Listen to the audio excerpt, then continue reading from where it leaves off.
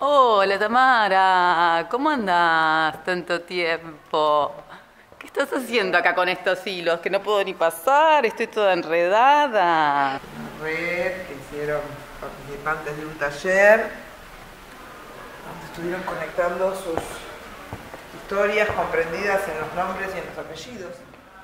Estuvieron tejiendo en el espacio. ¿Qué tejían?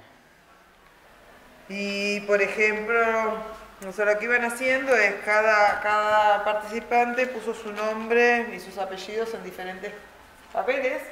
Y entonces mientras los iba colocando en la red va contando una historia. Todos nuestros apellidos y nuestros nombres tienen relatos. Bueno, estamos con Tamara Cubas, que, bueno, nos conocemos, pero seguramente sepan su nombre, pero no todos tienen por qué saber quién es, qué hace, qué es artista visual, qué es bailarina. ¿Cómo te llamarías? ¿Qué es lo que vos Yo soy una trabajadora de la culturera.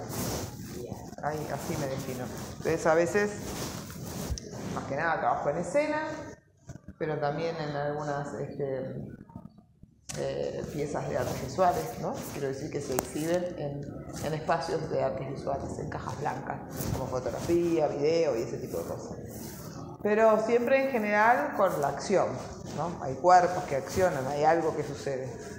Si es foto, registra algo que está sucediendo, si es video también, algo así.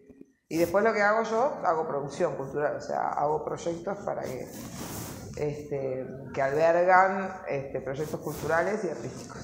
Capaz que podés contar un poco cómo fue que, bueno, vos no te intimidó, pero cómo fue tu experiencia en entrar a Bellas Artes, a la universidad, o a hacer danza, o todas esas cosas que has hecho. Cuando uno pasa del liceo a la universidad, cualquier carrera que uno hace es como un cambio más allá de la carrera, ¿no? En el liceo somos pocos, nos conocemos todos, y uno sabe que la universidad va a un lugar donde uno tiene que manejarse más autónomamente, ¿no?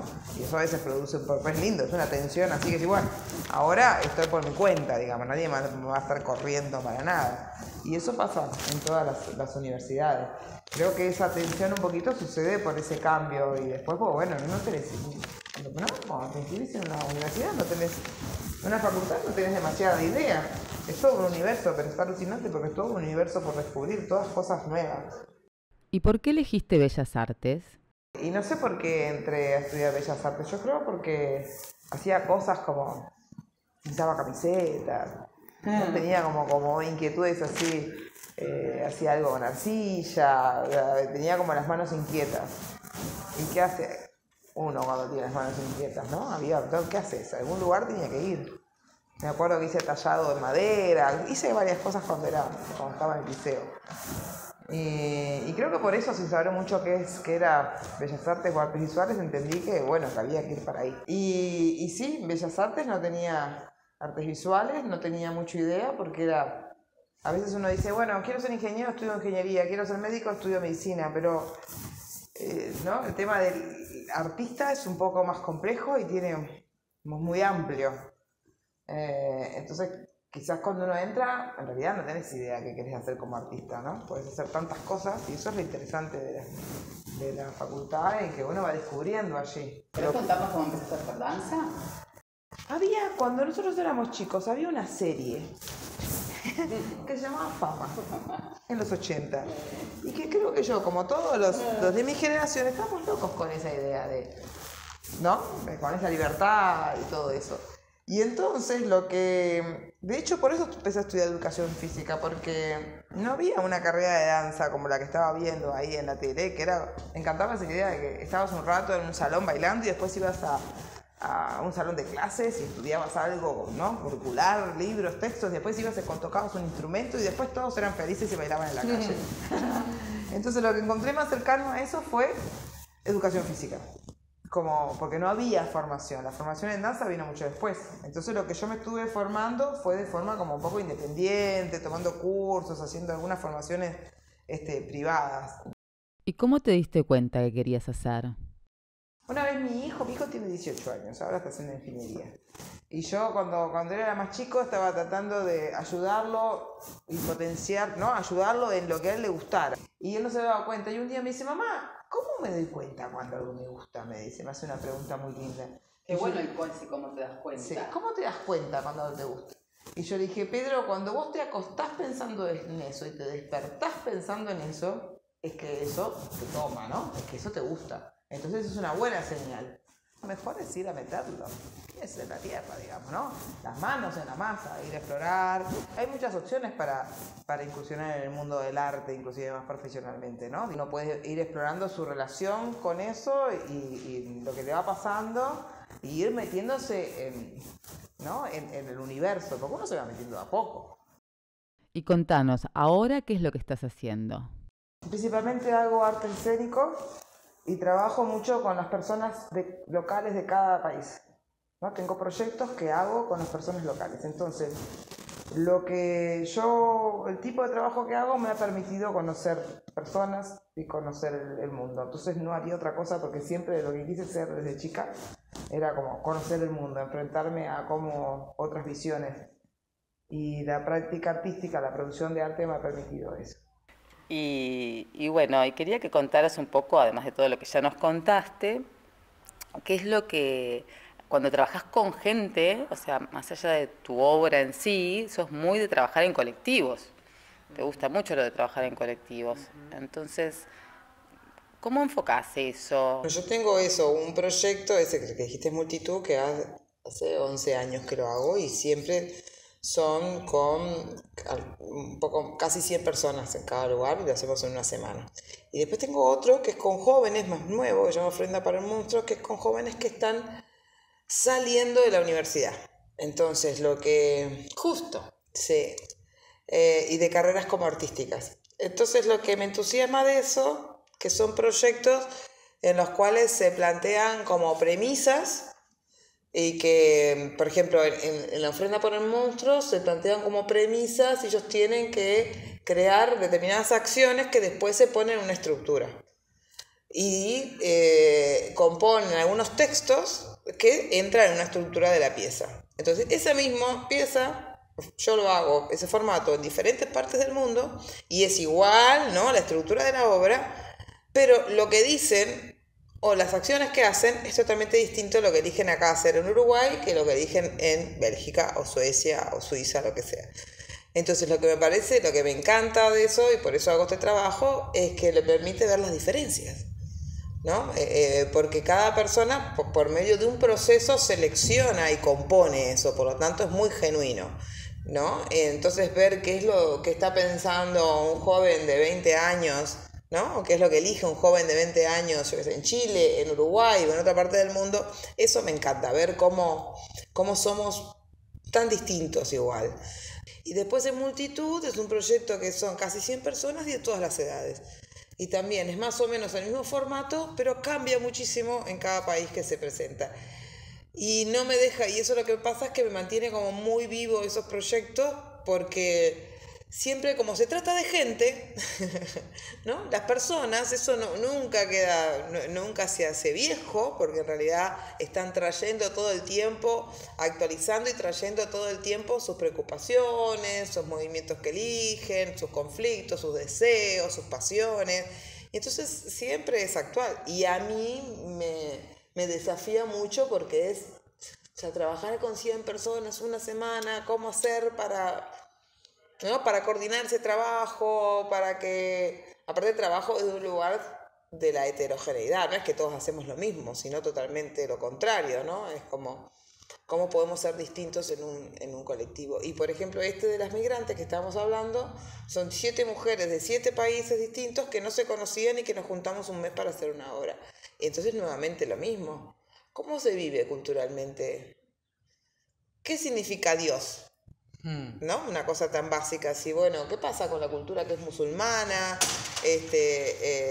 Con las culturas originarias de acá de América Latina, o sea, ¿qué significa ¿no?, la vida? En estas producciones que haces por distintas partes del mundo, ¿observás si nos conmovemos con lo mismo? Las personas se conmueven, pero pasan distintas cosas. Por ejemplo, ahora yo acabo de venir de Berlín, de una obra que trabajo sobre la migración femenina. Por ejemplo, es una obra que tiene 7 actrices de 7 partes del mundo distintas, Nigeria, Indonesia, México, o sea, es lugares donde se produce la migración. Cuando esa obra lo ven personas latinoamericanas, tienen una apreciación desde un punto de vista de que conocen de qué están hablando. Cuando lo ve un alemán, que ahora lo fue, se conmueve, pero en realidad se conmueve porque, tipo, pobre gente lo que pasa, ¿no? No es algo que les toque. Entonces, nos conmovemos todos, pero de diferentes ángulos. Entonces, siempre del lugar del mundo en que estés parado, vas a ver desde una perspectiva u otra. Esto que estás haciendo ahora, bueno, ya hace muchos años, así con multitud, con migrantes, con todas estas personas, distintas culturas, distintas edades, ¿es parecido a lo que te imaginabas cuando empezaste a hacer arte, cuando empezaste a estudiar? ¿Qué tiene de parecido, qué tiene de diferente, qué tiene que te sorprendió? ¿Qué querés contarme a los chicos que recién están pensando en dedicarse al arte? No, uno descubre después. Al principio, cuando uno empieza, no, quizás no sos muy consciente, pero después descubrís que en realidad estaba todo conectado, ¿no? Por ejemplo, a ver, ahora los migrantes, de las mujeres migrantes, todo el escenario está cubierto de sal. Por ejemplo, son 5 toneladas de sal y hay una raíz colgando. Eso es escultura. Hay una raíz de árbol enorme. Entonces el escenario es todo blanco y una raíz de árbol. Eso es escultórico, es pictórico. Es el trabajo sobre el espacio. Multitud que está sucediendo, pero en realidad son todas esculturas móviles, ¿no? Uno compone escenas. Las escenas son pictóricas, uno ilumina eso. Entonces ahí se conjuga por eso todo lo que tiene que ver, ¿no? con la danza, pero como yo tengo las dos formaciones de danza y artes visuales, puedo pensar, pienso las obras o los espacios de una forma integral. Y aparte, como habíamos hablado, de que también soy profe de educación física y eso me aporta las relaciones con los grupos. Por eso puedo trabajar con grupos tan diversos y tan grandes, porque también soy profe. Entonces, cuando digo que después uno, no es que se da cuenta, sino que va conjugando, ¿no? Uno va conjugando aquellas cosas que va estudiando, las experiencias que va teniendo en la vida, encontrando un sentido, los intereses. Cuando yo decía a mi hijo le gusta el básquetbol y también estudia ingeniería, le digo, bueno, pero capaz que un día encontrás que te vas a dedicar a diseñar, ¿no? Desde el punto de vista de la ingeniería, campeones de básquetbol, cuando uno conjuga pasiones. Entonces no hay que tener miedo, yo digo, con las pasiones o los deseos, hay que ir de golpe, sin cuestionárselo mucho, porque uno después va encontrando los sentidos, ¿no? Tú, Tamara, que sos una persona acostumbrada a trabajar en la diversidad, que trabajas con estos proyectos con multitudes de personas de diferentes países, te quería preguntar qué le dirías a aquellas personas que tal vez por sus características diversas les han hecho sentir que no pueden por esas características propias hacer algunas cosas. ¿El arte es para todos? ¿Puedes establecer desde tu experiencia algún vínculo entre el arte y lo diverso? Yo creo que el arte es para todos y, como decía antes, todos tenemos como puntos de vista distintos, y si entendemos nunca como deficiencias sino como potencias o como puntos de vista, una vez que entendamos que son puntos de vista, podemos encontrar lo que es potente y fuerte, ¿no? Yo he visto obras de danza, hechas con lenguaje de señas. He visto personas sordas bailando obras muy con deficiencia auditiva, bailando obras de danza muy físicas y muy desafiantes, y que seguían por la reverberación del piso. Es alucinante porque tenemos diferentes, ¿no? Se amplían otras capacidades que nos permiten relacionarnos. Me acuerdo que en multitud, una vez en Italia, hubo una chica que tenía un grado muy, muy, muy bajito de visión. Y era hermoso porque lo que se activaba ahí era el trabajo colaborativo. Ella se manejaba por sombras y también confiaba, ¿no? En todo el equipo trabajaba. Después me acuerdo que en otra multitud hubo una chica en silla de ruedas, también hermoso, hermoso. Porque lo que brinda también El ser activo y partícipe de las creaciones artísticas también lo que hace es ampliar, ¿no? Para los que vemos, los que somos espectadores, ampliar los mundos, ¿no? Ampliar todas las posibilidades. Y eso realmente me parece que es una lección de vida. Cuando vemos que lo que es posible, ¿sí? Que todos podemos, de diferentes maneras. Claro, de diferentes maneras, decimos todos distintos. Es que hay muchos mundos en este mundo.